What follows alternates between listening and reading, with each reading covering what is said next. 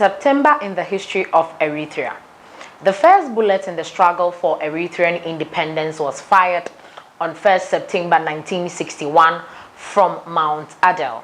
On that day, poorly armed fighters led by Hamid Idris Awate declared the beginning of the armed struggle for independence from the brutal Ethiopian colonization. The long liberation struggle of the Eritrean people continued for 30 years, fighting against all odds. The first decade of the armed struggle was characterized by the lack of a clearly defined political program and efficient leadership. The organizational and leadership inefficiency of the first 10 years created enormous problems that paralyzed the revolution. Largely because of the leadership problems, the revolution was beset with major internal problems. The long liberation struggle of the Eritrean people continued for 30 years, fighting against all odds. The first decade of the armed struggle was characterized by a lack of a clearly defined political program and efficient leadership. The organizational and leadership inefficiency of the first 10 years created enormous problems that paralyzed the revolution. Largely because of the leadership problems, the revolution was beset with major internal problems. However, in the course of the struggle, the national consensus of the fighters grew and they began to correct the divisive lines of the revolution. Some fighters who developed their consciousness by the consistent fight against external colonialists and internal reactionaries organized themselves to rectify the organization. In the process of rectification, the Eritrean People's Liberation Front was born as the new revolutionary organization that transformed the Eritrean struggle. After passing through many ups and downs, the political armed struggle of the Eritrean people for independence made major strides with the formation of the EPLF. The EPLF's organizational and leadership skills transformed the socio-cultural divide. Economically and numerically disadvantaged Eritrean society into a united army ready to fight against internal weakness and external domination. The positive and constructive national politics of trust and unity that was developed during the struggle and continues to this day is the outcome of enormous sacrifice and struggle. 1st September 1987, Ibrahim Sultan, an Eritrean nationalist leader, died on this day. Ibrahim Sultan was one of the leading figures of the 1940s who initiated organized political struggle for Eritrea's independence. He was among the 12 founding members of the Mebe Fakir Haga Union of Love of Country, established in May 1941. Later, after the unsuccessful Beit Geshish conference, he founded the Muslim League of Eritrea in 1946. Ibrahim Sultan strongly opposed Ethiopian interference in Eritrea and struggled hard for the unity and independence of Eritrea. When the parties that demanded independence of Eritrea joined together to form the independence bloc in 1949, he was elected Secretary General of the party. In 1949, Ibrahim Sultan was one of the few people that represented Eritrea at the United Nations, where he strongly advocated for Eritrean independence. At the regular season of the UN, Ibrahim Sultan said, "The people of Eritrea do not accept any type of colonialism, black or white. If a wrong decision is made forcing us to struggle to safeguard our identity and obtain our independence, then the members of this committee will shoulder the responsibility of the hostilities that arise in East Africa."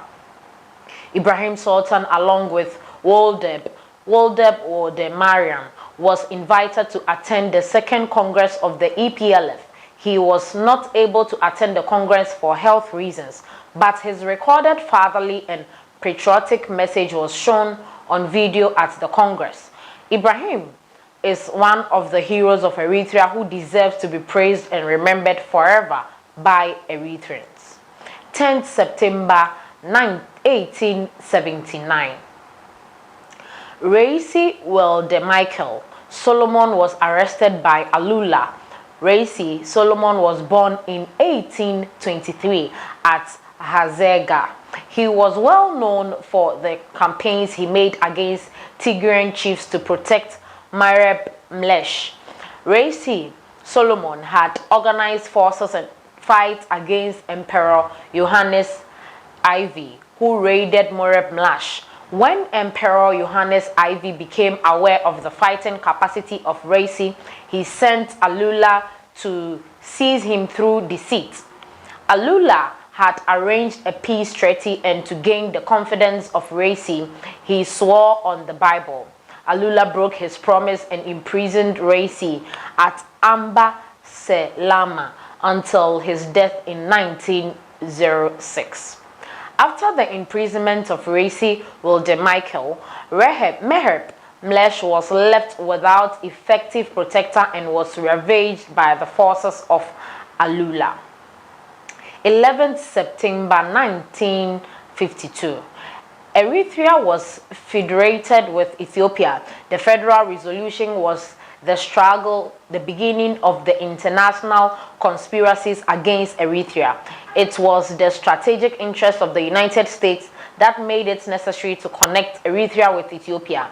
In 1950, when the future of Eritrea was being discussed at the UN, U.S. Secretary of State John Foster Dulles opined that from the point of view of justice, the opinion of the Eritrean people should be taken into consideration.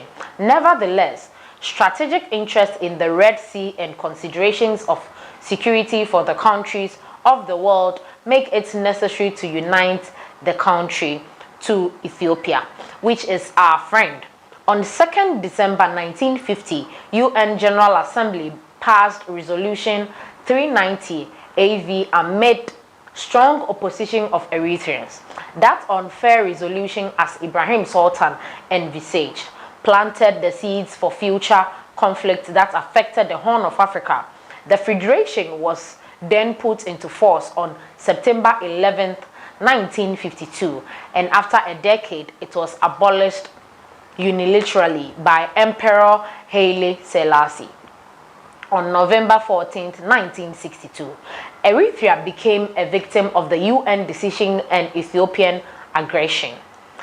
19 September 1998, a meeting between the DEG and the EPLF took place in Atlanta, USA. The diplomatic efforts of the EPLF were as important as the military engagement in the struggle for independence.